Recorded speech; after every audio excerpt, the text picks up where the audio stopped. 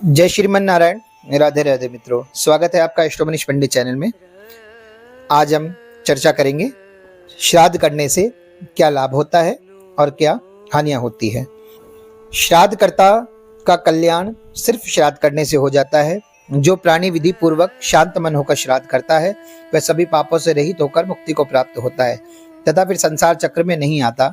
अतः प्राणी को पितृगण की संतुष्टि तथा अपने कल्याण के लिए श्राद्ध अवश्य करना चाहिए। इस संसार में श्राद्ध करने वाले के लिए श्राद्ध से श्रेष्ठ अन्य कोई कल्याणकारक उपाय नहीं है। यानी आप कितने ही भंडारे कर लीजिए, दान पुण्य कर लीजिए, लेकिन अगर अपने पितरों को श्राद्ध कर कर प्रसन्न नहीं किया तो आपका सब किया धरा बेकार है। इस तथ्य की पुष्टि महर्षि सुमंत द्वारा की गई है कि इस जगत में श्राद्ध से श्रेष्ठ अन्य कोई कल्याणपत्र उपाय नहीं है। अतः बुद्धिमान मनुष्य को यत्न पूर्वक श्राद्ध करना चाहिए। इतना ही नहीं, श्राद्ध अपने अनुष्ठाता की आयु को बढ़ा देता है, पुत्र प्रदान कर कुल परंपरा का अक्षुण्ण रखता है, धन धान्य का अंबार लगा देता है, हमारे जीवन में इतनी संपदा देता है श्राद्ध कि आप सोच भी नहीं सकते। शरीर में बल पौरुष का संचार करता है, पुष्टि प्रदान करता है और यश का विस्तार करते हुए सभी प्रकार हमें सुख प्राप्त कराता है। श्राद्ध इस लोक को तो सुख में बनाता ही है और हमारे परलोक को भी सुधारता है और अंत में हमें मुक्ति प्रदान करता है। क्योंकि आयु प्रजा धनम विद्या स्वर्ग मोक्षम सुखानि च प्रक्षन्ति तथा राज्यम पितरः श्राद्ध तर्पिता। मार्कंडेय पुराण कहती है कि श्राद्ध से संतुष्ट होकर पितृगण श्राद्धकर्ता की दीर्घ आयु, संतति, धन, विद्या, राज्य, सुख, स्वर्ग एवं मोक्ष को प्रदान करते हैं। अत्रि संहिता का कहना है, जो पुत्र, भ्राता, पौत्र अथवा दोहित्र यानी आपका नवासा आदि पितृ कार्य श्राद्ध अनुष्ठान में संलग्न रहते हैं वे निश्चय ही परम गति को प्राप्त होते हैं। और ही नहीं, यहाँ तक भी लिखा है कि जो श्राद्ध करता है, जो उसके विधि विधान को जानता है, जो श्राद्ध करने की सलाह देता है और जो श्राद्ध का अनुमोदन करता है, इन सबको श्राद्ध का पुण्य फल मिल जाता है। यदि आपने किसी को प्रेरित भी किया तो उसका भी आपको फल प्राप्त होगा, और करने से तो जो फल प्राप्त होगा मैं आपको बार बार बता ही रहा हूँ।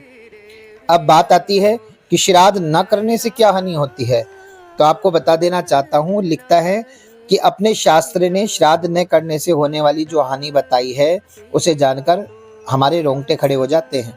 अतः श्राद्ध तत्व से परिचित होना तथा उसके अनुष्ठान के लिए तत्पर रहना अत्यंत आवश्यक है।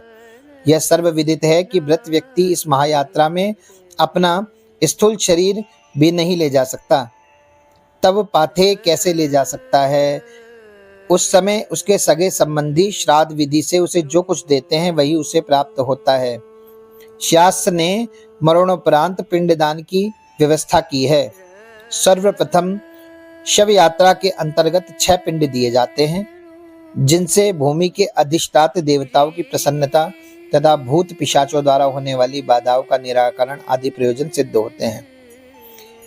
इसके साथ ही दशगात्र में दिए जाने वाले जो 10 पिंडों के द्वारा जीवों को अतिवाहिक सूक्ष्म शरीर की प्राप्ति होती है। यह मृत व्यक्ति के महायात्रा के प्रारंभ की बात हुई।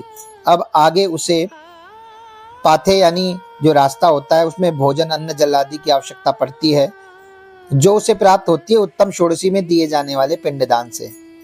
यदि सगे संबंधी पुत्र प्रोतादि न दे तो भूख प्यास से उसे वहां बहुत दारुण दुख प्राप्त होता है। ये श्राद्ध न करने से हानि होती है। और श्राद्ध न करने वाले को जो कष्ट होता है, अब उसके बारे में हम चर्चा करते हैं।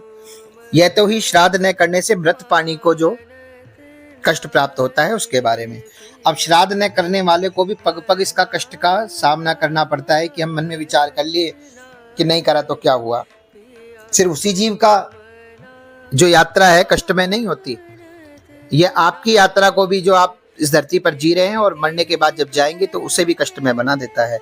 मृत प्राणी बाध्य होकर श्राद्ध न करने वाले अपने सगे संबंधियों का रक्त चूसने लगता है, क्योंकि वो जाए तो जाए कहाँ।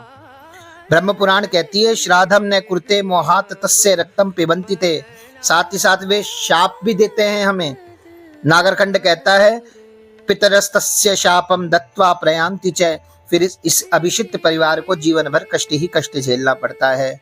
उस परिवार में पुत्र नहीं उत्पन्न होता, कोई निरोग नहीं रहता, लंबी आयु नहीं होती, किसी तरह कल्याण प्राप्त नहीं होता, मरने के बाद नरक में जाना पड़ता है।